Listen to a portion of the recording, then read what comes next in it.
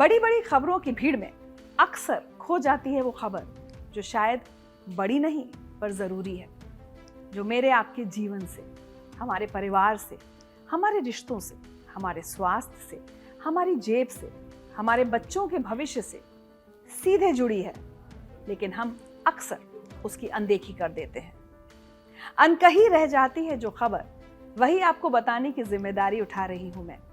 नमस्कार, मैं हूं ऋचा अनिरुद्ध और आप देख रहे हैं खबरें अनकही। सबसे पहले दिन की 3 बड़ी खबरें। पंजाब के सभी 23 जिलों में बाढ़ के गंभीर हालात। मान सरकार ने राज्य को आपदा प्रभावित घोषित किया।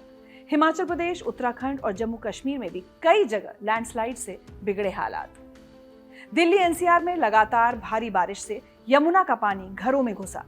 10,000 लोगों को सुरक्षित स्थानों पर शिफ्ट किया गया। खतरे के निशान से करीब 1.5 मीटर ऊपर बह रही है यमुना। चीन ने विक्ट्री डे परेड में दुनिया को दिखाई अपनी ताकत। अमेरिका तक मार करने वाली मिसाइलें दिखाई। माओ जैसी ड्रेस में पहुंचे राष्ट्रपति जिनपिंग। कहा, हम डरते नहीं, आगे बढ़ते हैं। और अब खबरें अनकही। आज मैं आपको बताऊंगी, पूरे देश में बारिश का कहर है। गांव, कस्बे, खेत, खलिहान, महानगर तक पानी के सामने बेबस हैं। पंजाब के 12 जिलों में बाढ़ से 30 लोगों की मौत हो चुकी है और मिलेनियम सिटी, जहां 150 करोड़ तक के फ्लैट्स हैं, वहां भी पानी का अंबार है। आखिर ऐसा क्यों हो रहा है? हर बारिश में क्यों सरेंडर कर जाते हैं हमारे शहर? इस पर एक खास रिपोर्ट देखिए मेरे साथ। क्या आप जानते हैं, भारत के सबसे अमीर म्युनिसिपल कॉर्पोरेशन बीएमसी का इस साल का बजट है लगभग 74,000 करोड़ रुपए, लेकिन मुंबई हर साल डूब जाती है। मुंबई, जहां दुनिया के लगभग 92 अरबपति रहते हैं, वो एक बारिश में रेंगने और डूबने लगती है। आखिर मुंबई के हालात कैसे सुधरेंगे, या फिर ऐसे ही साल दर साल चलता रहेगा? साथ ही हम बात करेंगे आज इंस्टा रील की दीवानगी की। क्यों बन रही है हादसों की वजह रील्स? मशहूर होने का फितूर जान से ज्यादा भारी क्यों पड़ रहा है? हर दिन सड़क, रेल और बाइक पर कोई ना कोई हादसा कैमरे में कैद होता है, लेकिन सबक कोई लेता क्यों नहीं? सवाल बड़ा है। रील का जुनून है या कोई केमिकल लोचा है दिमाग में? मेरे साथ देखिए ऐसी रिपोर्ट जो आपके लिए जानना बेहद जरूरी है। साथ ही आज एक ऐसी खबर जो हर भारतीय के लिए देखना जरूरी है। हम आपको दिखाएंगे कैसे भारत ग्लोबल पावर शिफ्ट का असली कैटलिस्ट बन रहा है। भारत से हजारों किलोमीटर दूर चीन के एससीओ समिट में 20 से ज्यादा देशों के नेता शामिल हुए, लेकिन सबकी नजरें 3 नेताओं पर थी, मोदी, पुतिन और जिनपिंग। ये मुलाकात ऐसे समय में हुई जब विश्व पर अमेरिका और यूरोप की पकड़ ढीली पड़ रही है और एशिया की ताकत लगातार बढ़ रही है। और भारत इस नए ऑर्डर का लीडर बन रहा है। तो चलिए अब देखें खबरें विस्तार में। पूरे देश में मॉनसून की मार है। पहाड़ों से मैदान तक लगातार बारिश हो रही है, लेकिन सवाल यह है कि हर साल बारिश होती है तो इसके सामने महानगर घुटने क्यों टेक देते हैं? मैं इसलिए कह रही हूं कि आप ये 2 तस्वीरें देखिए। एक पंजाब की है, दूसरी गुरुग्राम की। दोनों पानी में डूबे। कुदरत के आगे पूरा सिस्टम सरेंडर कर चुका है। पंजाब में सैकड़ों मवेशी पानी में बह रहे हैं, तो गुरुग्राम में लग्जरी गाड़ियां पानी में तैर रही हैं और अरबों के फ्लैट में रहने वाले लोग घर से निकल नहीं पा रहे हैं। पहले बात पंजाब की, जहां की स्थिति वाकई चिंताजनक है। पंजाब के 23 में से 12 जिले बाढ़ से बुरी तरह प्रभावित हुए हैं। बाढ़ से अब तक लगभग 30 लोगों के मारे जाने की खबर है। इससे करीब 15 लाख लोग प्रभावित हुए हैं और करीब 3 लाख लोगों को सुरक्षित जगहों पर शिफ्ट किया जा चुका है। बाढ़ की वजह से पंजाब की खेती पर भी असर पड़ा है। खेती की करीब 3 लाख एकड़ की जमीन प्रभावित हुई है, जिससे धान, कपास और मक्का की फसल पूरी तरह से बर्बाद हो गई है।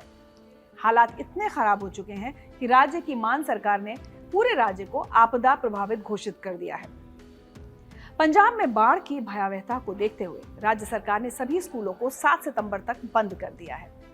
स्थिति को देखकर पंजाब की मान सरकार ने हाथ खड़े कर दिए हैं, लेकिन सच्चाई कुछ और ही है। पंजाब की हालत हुई क्यों? इसकी इनसाइड स्टोरी समझने के लिए आपको कुछ दिन पीछे चलना होगा। सिर्फ 17 दिन, इतना ही वक्त था पंजाब सरकार के पास मॉनसून की तैयारी के लिए। 5 जून को बाढ़ तैयारी की पहली मीटिंग हुई और 22 जून को दक्षिण पश्चिम मानसून ने दस्तक दे दी। ये मीटिंग फरवरी में होनी चाहिए थी। नतीजा हुआ कि सतलज, ब्यास, रावी और घग्गर चारों नदियां उफान पर, 1100 से ज्यादा गांव पानी में डूबे और 12,000 से ज्यादा लोग बेघर हो गए।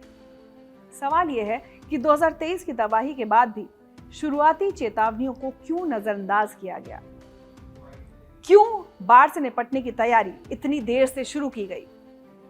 एक अंग्रेजी अखबार की रिपोर्ट में दावा है कि मान सरकार ने 117 करोड़ रुपए जारी किए थे 23 जिलों में 2800 किलोमीटर धुस्सी बांध और नालों की सफाई के लिए, लेकिन टाइमलाइन ही गड़बड़ थी। खुद एक सीनियर अफसर ने माना कि सीएम की मंजूरी के बाद भी पैसे रिलीज होने में वक्त लगता है। 30 जून की डेडलाइन अव्यावहारिक थी, यानी साफ है तैयारी कागजों पर रही और जब आसमान से आफत टूटी तो पूरा सिस्टम डूब गया। बताया जा रहा है कि पंजाब में हर साल फरवरी महीने में बाढ़ के हालात से निपटने के लिए एक मीटिंग होती है, लेकिन इस साल ये मीटिंग फरवरी में ना होकर जून में हुई थी। फरवरी में आम आदमी पार्टी का पूरा ध्यान दिल्ली चुनाव पर था और पंजाब के मुख्यमंत्री भगवंत मान का फोकस भी अपनी पार्टी को जिताने पर लगा हुआ था। इसके बाद मई में पंजाब सरकार इस बात पर उलझी हुई थी कि भाखड़ा नांगल डैम के पानी को हरियाणा और राजस्थान को दिया जाए या नहीं, और अगर दिया जाए तो कितनी मात्रा में बांटा जाए। इसको लेकर भी खूब बवाल हुआ क्योंकि भाखड़ा नांगल डैम में पानी को ज्यादा मात्रा में रोका जाने लगा था। इस मुद्दे पर भगवंत मान सरकार भाखड़ा नांगल मैनेजमेंट बोर्ड और हरियाणा सरकार से उलझी रही। इसीलिए बाढ़ से निपटने की तैयारी का कोई मौका ही नहीं मिला। और जब मानसून में पहाड़ों से ज्यादा मात्रा में पानी आया तो रंजीत सागर, पोंग और भाखड़ा नांगल डैम से ज्यादा मात्रा में पानी छोड़ना मजबूरी हो गया। इन बांधों पर पानी खतरनाक लेवल पर आ गया था और माना जा रहा है कि पंजाब में बाढ़ की एक वजह ये भी है। ये तो स्थिति आपने पंजाब की देखी, लेकिन आपको लिए चलते हैं गुरुग्राम, जहां बुर्ज खलीफा से महंगे फ्लैट्स हैं, जिसे मिलेनियम सिटी नाम दिया गया था, लेकिन आज ये शहर जल समाधि ले चुका है। करोड़ों के प्रीमियम घर, सड़कों पर लाखों की चमचमाती लग्जरी कार्स, शानदार लाइफस्टाइल। दिल्ली से कुछ दूर निकलते ही आप एंट्री करते हैं एक ऐसे शहर में जो देश के लाखों लोगों के लिए सपनों का शहर है। चारों तरफ कांच की ऊंची इमारतें, शानदार मॉल्स और दुनिया की बड़ी बड़ी कंपनियों के आलीशान दफ्तर। लेकिन इस शहर की असली हकीकत सामने आती है जब बारिश की कुछ बूंदें इस पर पड़ती हैं। इस चमक धमक के पीछे कड़वी हकीकत है। बारिश के समय जो भी अपने दफ्तर से घर के लिए निकला वो घंटों तक ट्रैफिक में फंसा रहा। कुछ मिनटों की दूरी तय करने में लोगों को घंटों लग गए। हालात इस कदर खराब हुए कि लोगों की गाड़ियां बीच सड़क पर खराब हो गईं। ये कहानी है उस शहर की जहां एक 2 BHK फ्लैट की कीमत भी करोड़ों में है। गुरुग्राम की चमक दमक और ऊंची इमारतों को देखकर लगता है कि यह शहर विकास की नई परिभाषा गढ़ रहा है। यहाँ अरबों खरबों के रियल एस्टेट प्रोजेक्ट्स, लग्जरी घर और बड़े बड़े स्टार्टअप्स के दफ्तर हैं, जहां देश के सबसे अमीर लोग रहते हैं। लेकिन जब भी बारिश होती है, गुरुग्राम की सारी चकाचौंध फीकी पड़ जाती है। करोड़ों के आलीशान घर में रहने वाले भी आखिर घर से निकलकर इन्हीं रास्तों से अपने मंजिल पर जाएंगे। गुरुग्राम में golf course road, DLF phase 1, 5 और सुशांत लोक जैसे इलाकों में करोड़ों की प्रॉपर्टी है। यहाँ एक घर की कीमत 150 करोड़ तक हो सकती है। इन महंगे घरों में रहने वाले लोग अक्सर IT कंपनियों के बड़े अधिकारी, स्टार्टअप के मालिक और उद्योगपति होते हैं। सवाल ये उठता है कि जिस शहर में इतनी महंगी और आधुनिक सुविधाएं हैं, वहां बुनियादी ढांचा इतना कमजोर क्यों है? दरअसल गुरुग्राम की योजना बनाते समय पानी की निकासी पर सही ढंग से ध्यान नहीं दिया गया। गुरुग्राम हर बारिश में डूब जाता है क्योंकि ड्रेनेज सिस्टम फेल है। सड़कें पानी में डूब जाती हैं, गाड़ियां रेंगती हैं, ट्रैफिक जैम घंटों रहता है। प्राकृतिक नाले नष्ट हो गए हैं, हर जगह कचरा जमा है और प्लानिंग खराब है। सरकार पंप लगाती है लेकिन मजबूत ड्रेनेज और जलाशयों की जरूरत है। गुरुग्राम में औसतन सिर्फ 600 मिलीमीटर बारिश होती है, जो कोच्चि जैसे शहरों की 3000 मिलीमीटर बारिश से बहुत कम है। फिर भी यहाँ थोड़ी सी बारिश में बाढ़ आ जाती है। बारिश के दिनों में गुरुग्राम में 5 से 10 किलोमीटर के सफर में घंटों लग जाते हैं। ये और किसी वजह से नहीं, बस शहर की खराब प्लानिंग की वजह से है। सरसों के खेतों पर हाई राइज और हाईवे बन गए, लेकिन रोड्स में सही ढलान नहीं रखा गया। अरावली पहाड़ियों से पानी उत्तर की ओर बहता है, लेकिन प्राकृतिक नालों को नष्ट कर दिया गया। पहले यहाँ 60 नेचुरल कैनाल थे, अब सिर्फ 4 बचे हैं। एक रिपोर्ट के मुताबिक प्राइवेट रियल एस्टेट कंपनियों ने गुरुग्राम में 52 गांव खरीदे, लेकिन ओवरसाइट की कमी से ड्रेनेज इग्नोर हो गया, टोपोग्राफी को इग्नोर किया गया और इसका नतीजा हम और आप देख ही रहे हैं। अब तो यहाँ जल भराव, ट्रैफिक जैम आम बात हो गई है। जिस शहर में रहना और नौकरी करना लोगों का ख्वाब होता था, वहां अब सफर करना एक डरावने सपने की तरह हो गया है। बहरहाल, आपने देखी उत्तर भारत में पंजाब और गुरुग्राम की तस्वीरें, करोड़ों के घरों और कारों वाला गुरुग्राम, मल्टीनेशनल्स वाला गुरुग्राम, आईटी हब गुरुग्राम। और अब ये दूसरी तस्वीर देखिए, यह है भारत की आर्थिक राजधानी Mumbai. Hurun global rich list 2024 कहती है कि मुंबई में करीब 92 अरबपति रहते हैं। लंदन और न्यूयॉर्क के बाद सबसे ज्यादा अरबपति यहाँ रहते हैं। लेकिन इस शहर की हालत देखिए। 2024 में यहाँ खुले मैनहोल में गिरकर एक महिला विमल गायकवाड़ ने जान गंवा दी, जिसके बाद उनके पति ने बीएमसी पर केस कर दिया। क्या आपको पता है भारत का सबसे अमीर म्युनिसिपल कॉर्पोरेशन यानी महानगर पालिका किस राज्य में है? शायद बहुतों को इसका जवाब नहीं पता होगा। भारत का सबसे अमीर म्युनिसिपल कॉर्पोरेशन है महाराष्ट्र की राजधानी मुंबई का बीएमसी। साल 2025-26 के लिए बीएमसी का बजट लगभग 74,000 करोड़ रुपए से ज्यादा का है। साल दर साल बीएमसी का बजट भी बढ़ता ही गया है। 2024-25 में करीब 60,000 करोड़, तो 2023-24 में 54,000 करोड़ था। ये साल 2022-23 में ये बजट 46,000 करोड़ था। बजट तो बढ़ रहा है, लेकिन हो क्या रहा है? आपको जानकर हैरानी होगी कि ये बजट देश के 8 राज्यों से ज्यादा है। इनमें त्रिपुरा, नागालैंड, मिजोरम, अरुणाचल प्रदेश, मेघालय, मणिपुर, सिक्किम और गोवा जैसे राज्य हैं। सोचिए, पूरे राज्य से ज्यादा बजट एक शहर का। लेकिन क्या होता है हर साल बीएमसी के बजट का? जिस शहर के म्युनिसिपल कॉर्पोरेशन का वार्षिक बजट देश के 8 राज्यों से ज्यादा हो और जो भारत का सबसे अमीर म्युनिसिपल कॉर्पोरेशन हो, उस शहर की स्थिति कैसी होनी चाहिए? और असल में हालात क्या हैं? ये भारत के साथ साथ पूरी दुनिया देख रही है। मुंबई को भारत की फाइनेंशियल कैपिटल कहा जाता है, लेकिन असल में मुंबई फ्लड कैपिटल बन चुकी है। हर साल मॉनसून में शहर की भयावह तस्वीरें सामने आती हैं। इस साल भी वही हुआ। एयरपोर्ट पानी में डूबा, ट्रेनें फंसी, मोनो रेल तक बारिश के आगे फेल हो गई। अब सवाल यह है कि जिस शहर में इतने अरबपति हैं, बड़े बड़े कॉर्पोरेट्स हैं, बॉलीवुड है, सितारे हैं, तो बीएमसी से कोई सवाल क्यों नहीं पूछता? किसी की जवाबदेही क्यों नहीं बनती? करोड़ों के बजट का हिसाब क्यों नहीं लिया जाता? करोड़ों रुपया काम में लगा, पानी में बह गया या बाबुओं, अधिकारियों, नेताओं की तिजोरियों में पहुंच गया, इसकी जांच क्यों नहीं होती? जब हर साल ये होता है तो सिस्टम में सुधार क्यों नहीं होता? 3 साल पहले बीएमसी ने 200 करोड़ का नया पंपिंग स्टेशन बनाया और दावा किया कि मुंबई बारिश के लिए तैयार है। लेकिन आज भी शहर डूब रहा है। तो सवाल उठता है कि आखिर वो 200 करोड़ गए कहां? आप सोच रहे होंगे कि हम आज ये बात क्यों कर रहे हैं। वो इसलिए कि बारिश में मुंबई की बदहाली की तस्वीरें नई तो है नहीं। आपको 2005 याद है? मुझे याद है। उस साल की बारिश ने मुंबई को घुटनों पर ला दिया था।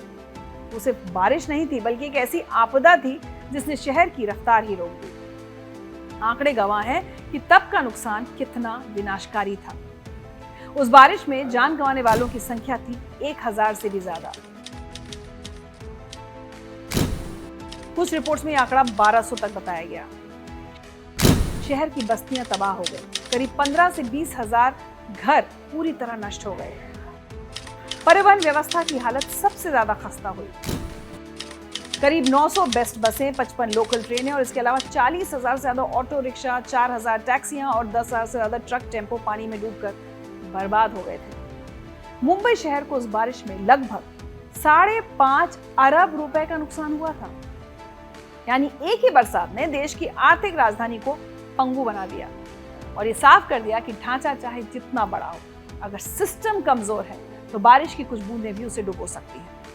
कहने को तो बीएमसी ने 2005 के बाद एक बड़ी योजना बनाई, 4,500 करोड़ से ज्यादा इस पर खर्च किए, लेकिन 13 साल बाद भी मुंबई की गलियां तालाब क्यों बन जाती हैं?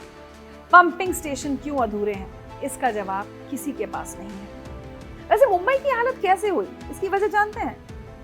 वो वजह ऐसी है जो कोई रॉकेट साइंस नहीं है, हर कोई जानता है, तो बीएमसी भी जानती ही होगी। मुंबई जिस जमीन पर बसा है वो 7 द्वीपों से जोड़ी गई रिक्लेम्ड लैंड है। शहर के कई हिस्से समुद्र तल से नीचे हैं। मीठी नदी, मैंग्रोव जो कभी बाढ़ से सुरक्षा का बफर थे, अब बेहिसाब बेतहाशा कंस्ट्रक्शन की वजह से कंक्रीट में दब चुके हैं। नेचुरल वाटर रिसोर्सेज 50% तक सिकुड़ चुकी हैं। जो बचा है वो प्लास्टिक और कचरे से भरा नाला बन चुका है। सिर्फ बुनियादी ढांचा ही नहीं, जलवायु परिवर्तन भी एक बड़ा खतरा है। समुद्र का स्तर हर साल 5 से 6 सेंटीमीटर बढ़ रहा है। रिसर्च कहती है कि सदी के अंत तक मुंबई का 40% हिस्सा पानी में डूब सकता है। मॉनसून की बारिश 30% तक और बढ़ सकती है। तापमान बढ़ेगा, बारिश और तेज होगी और बाढ़ का खतरा दोगुना। हैरानी इस बात की है कि अरबों के बजट के बाद भी मुंबई से जल निकासी का सिस्टम अंग्रेजों के जमाने का है, जो सिर्फ 25 मिलीमीटर प्रति घंटे की बारिश सह सकता है। लेकिन मुंबई में अब एक ही दिन में औसतन 400% से ज्यादा बारिश होती है। तो सवाल यह है कि क्या 19वीं सदी का ड्रेनेज 21वीं सदी की बारिश रोक सकता है?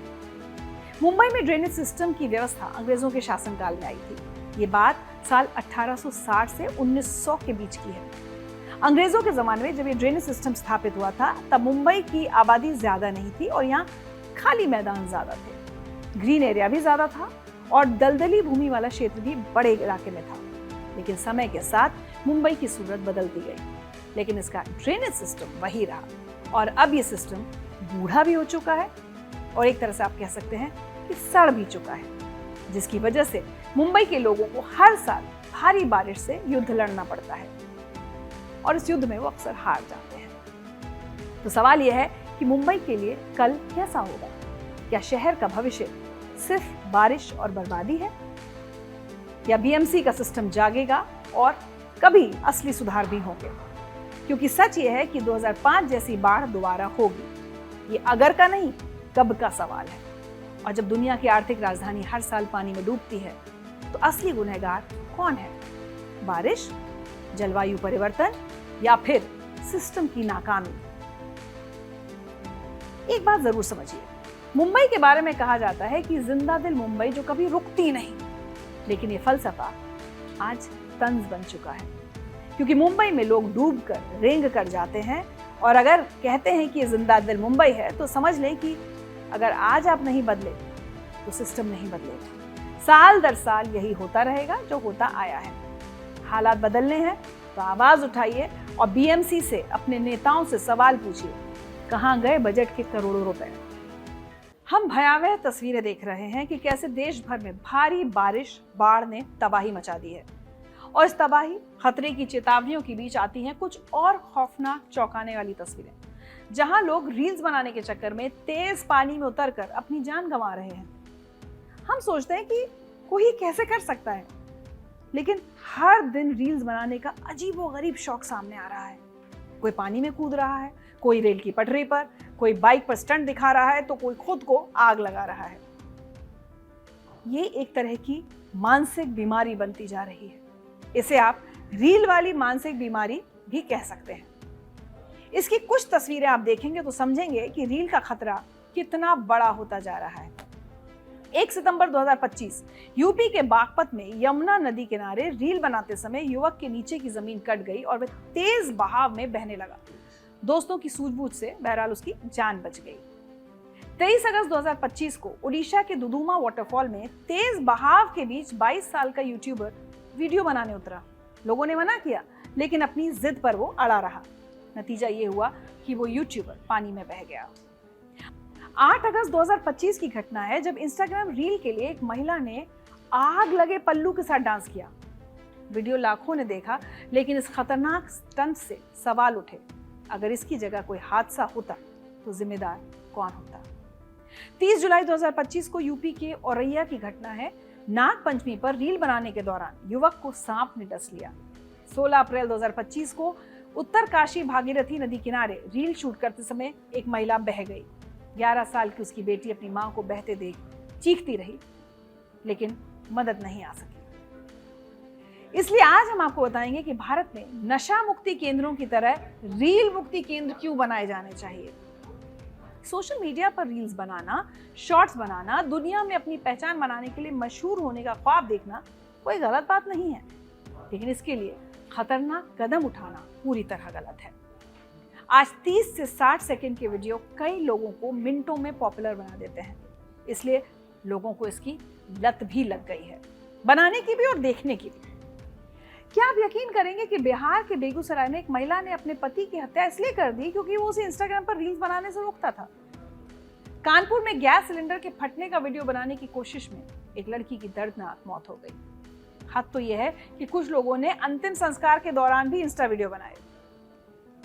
आखिर ऐसा क्यों होता है? इस 30 सेकंड की वीडियो में ऐसा क्या छुपा है कि एक तरफ इसे बनाने के लिए लोग जान दांव पर लगा रहे हैं तो दूसरी तरफ इन रील्स को देखने में घंटों बर्बाद कर रहे हैं। सुबह उठते ही रील्स, दिन भर रील्स, रात सोने से पहले भी रील्स। इसके लिए आपको एक शब्द बताती हूँ, नाम है डोपामीन। ये एक न्यूरोट्रांसमीटर है जो खुशी, मस्ती के एहसास से जुड़ा है और आपके मस्तिष्क की आनंद प्रणाली का हिस्सा है।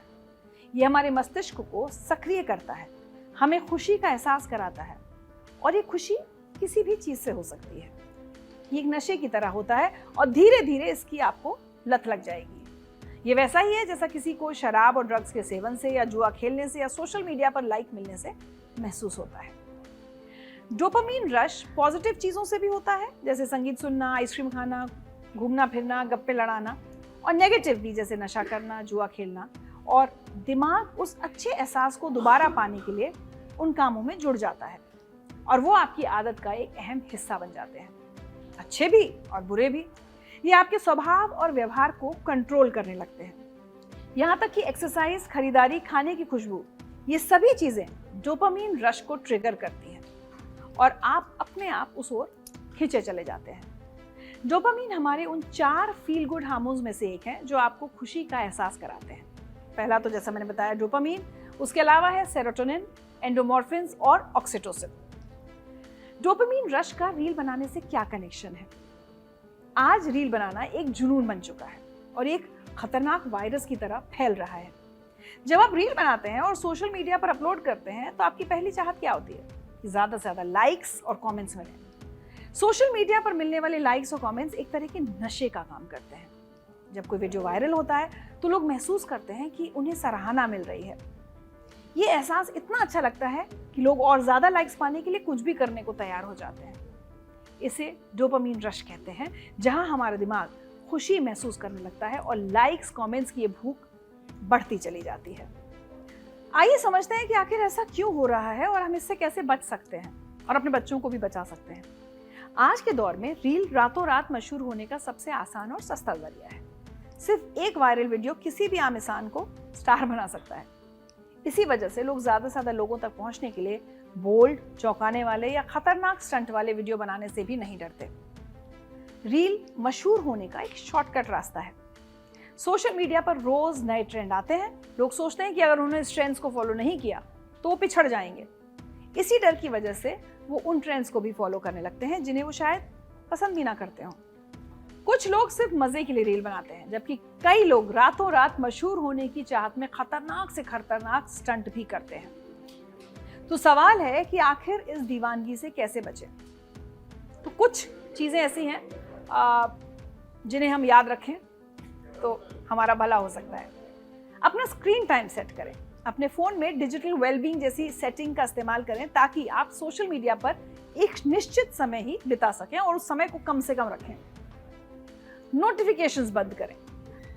लगातार आने वाले नोटिफिकेशन से बचें क्योंकि ये आपको बार बार ऐप खोलने के लिए मजबूर करते हैं। अपने असली रिश्तों पर ध्यान दें। अपनी जिंदगी के दोस्तों और परिवार के साथ ज्यादा समय बिताएं। असल दुनिया के रिश्ते ऑनलाइन लोकप्रियता से कहीं ज्यादा संतुष्टि देते हैं। नई और अच्छी आदतें अपनाएं। कोई नई स्किल सीखें जो आपके समय का सही इस्तेमाल करे। इससे आपका ध्यान मोबाइल से हटकर रचनात्मक कामों में लगेगा। सोच समझकर पोस्ट करें। कोई भी रील पोस्ट करने से पहले खुद से पूछें कि क्या आप सिर्फ तारीफ बटोरने के लिए ऐसा कर रहे हैं या आप सच में कुछ मीनिंगफुल शेयर करना चाहते हैं। ये भी समझिए कि आखिर रील इतने पॉपुलर क्यों हैं। रील का छोटा और तेजी से बदलने वाला फॉर्मेट लोगों का ध्यान आसानी से खींच लेता है, जिससे वे लगातार स्क्रॉल करते रहते हैं। रील्स में दूसरों की नकल करना काफी आसान होता है। एक ट्रेंड शुरू होते ही लोग उसे तेजी से अपनाते हैं, जिससे वो और ज्यादा फैलता है। कम मेहनत में ज्यादा रीच होती है। रील्स के जरिए ज्यादा लोगों तक पहुंचने की संभावना बहुत ज्यादा होती है, जिससे कम मेहनत में ही लोग मशहूर हो सकते हैं।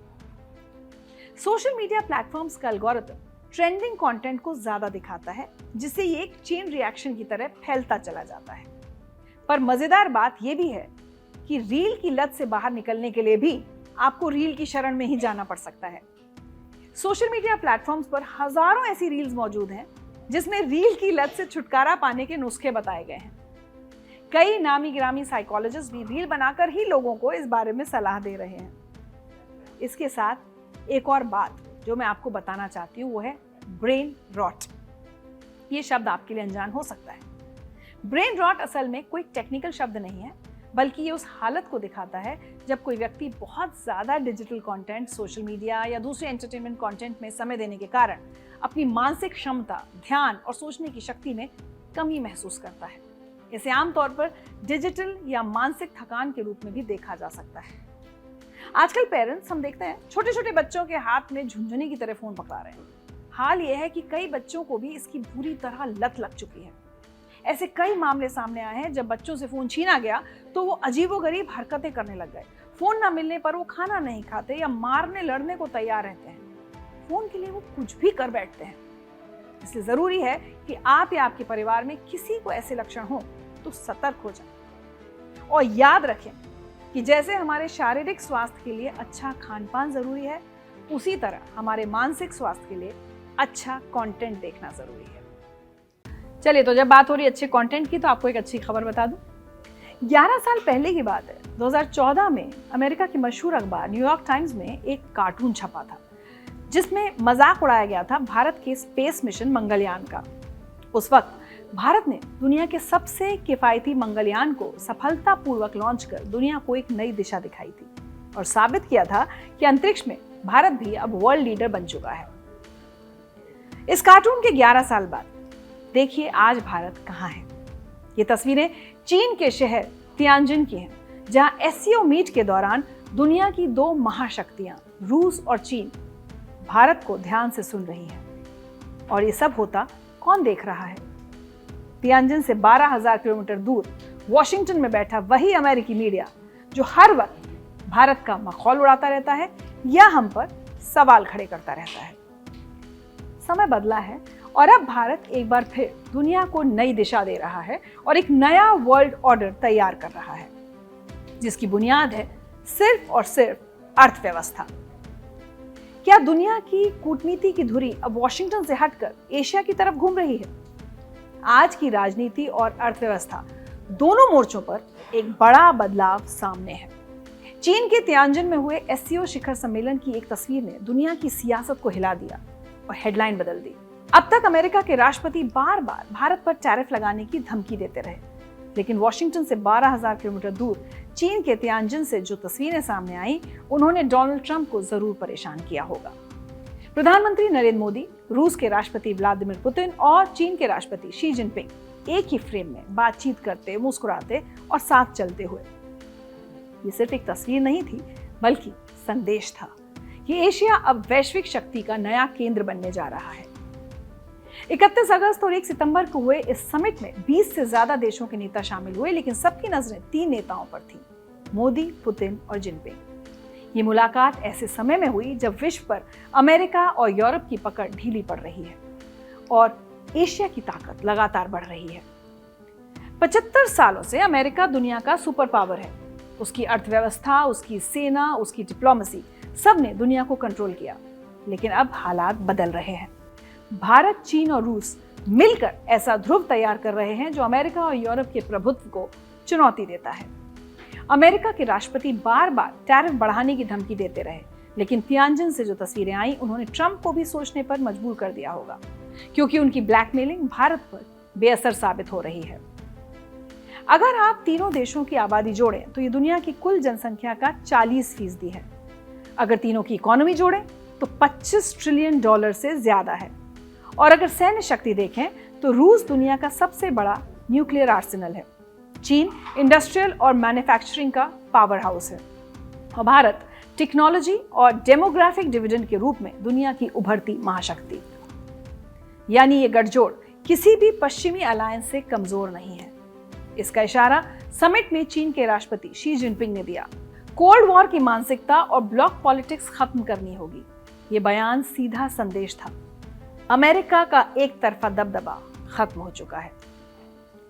दरअसल सबसे बड़ी टेंशन अमेरिका को इस बात से है कि डॉलर के प्रभुत्व को चुनौती देने के लिए एक नया वित्तीय ढांचा तैयार किया जा रहा है। एससीओ और ब्रिक्स मिलकर वैकल्पिक ट्रेड कॉरिडोर और पेमेंट सिस्टम बना रहे हैं।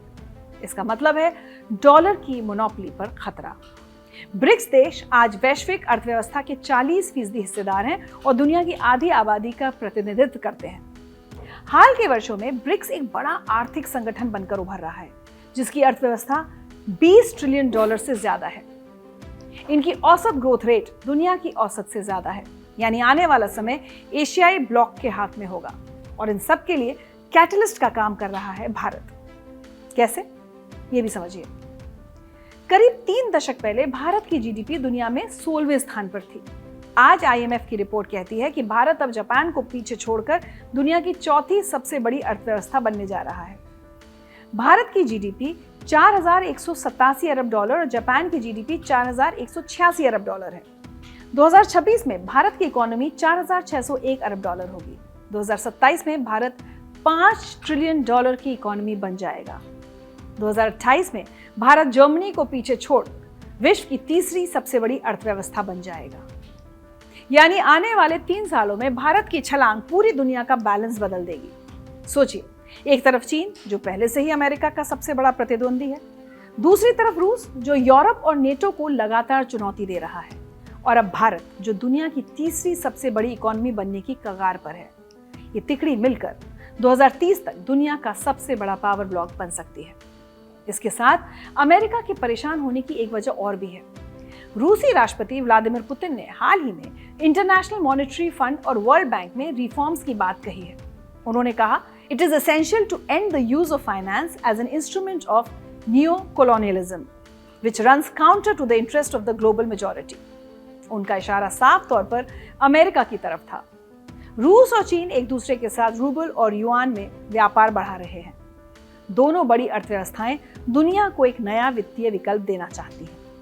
अगर ये देश अपनी एक साझा मुद्रा बना लेते हैं तो ये डॉलर के प्रभुत्व के लिए बहुत बड़ी चुनौती साबित होगी। यही वजह है कि तियानजिन में 3 वर्ल्ड लीडर्स की मुलाकात से वॉशिंगटन बेचैन है। इसीलिए चीन में बैठक के बीच ही भारत में अमेरिकी दूतावास ने तुरंत एक पोस्ट किया। The partnership between the United States and India continues to reach new heights, a defining relationship of the 21st century. यानी यूएस इंडिया साझेदारी नई ऊंचाइयों को छू रही है और ये रिश्ता 21वीं सदी का सबसे निर्णायक रिश्ता है।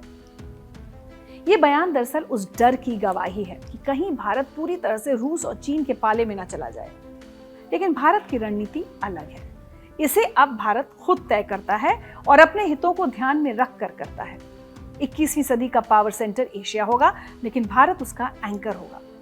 भारत का बैलेंस ही उसे दुनिया का गेम चेंजर बना रहा है। यही है नया वर्ल्ड ऑर्डर। चीन में हुई मुलाकात सिर्फ एक समिट नहीं थी, ये एक संकेत था कि दुनिया का नया नक्शा तैयार हो रहा है। अमेरिका अब अकेला बॉस नहीं है और भारत जो कभी ग्लोबल पॉलिटिक्स में साइडलाइन था, इस पूरी कहानी का असली इंजन बन चुका है। हालांकि चीन के साथ भी भारत की कई दिक्कतें हैं। उतार चढ़ाव, युद्ध, सीमा विवाद का लंबा इतिहास है, तो भारत को उस फ्रंट पर भी बहुत संभल कर कदम रखने होंगे। अगर भारत ये करने में सफल होता है तो क्या एशिया का ये गठजोड़ अमेरिका को चुनौती देगा? और आपको क्या लगता है कि भारत कब तक 21वीं सदी का असली पावर सेंटर बनेगा? अपनी राय कमेंट सेक्शन में हमें जरूर बताइए। तो खबरें अनकही में आज मेरे साथ इतना ही। कल इसी समय आपसे फिर मुलाकात होगी, लेकिन चलते चलते आपको बता दूं कि कड़क को सब्सक्राइब कीजिए, बेल आइकॉन को दबाइए और खबरें अनकही हमारे इस नए शो को लेकर आपकी जो भी राय हो, विचार हो, आप चाहें कि कौन सी कहानियां हमें दिखानी चाहिए, किन मुद्दों पर चर्चा करनी चाहिए, ये सब हमको कमेंट सेक्शन में लिखकर जरूर भेजें। और चलते चलते आप सबसे बस यही कहना चाहती हूँ कि जिन लोगों के कान कच्चे, दिल छोटे, सोच ओछी और जबान कड़वी हो, ऐसे लोगों से हमेशा संभल कर रहना चाहिए।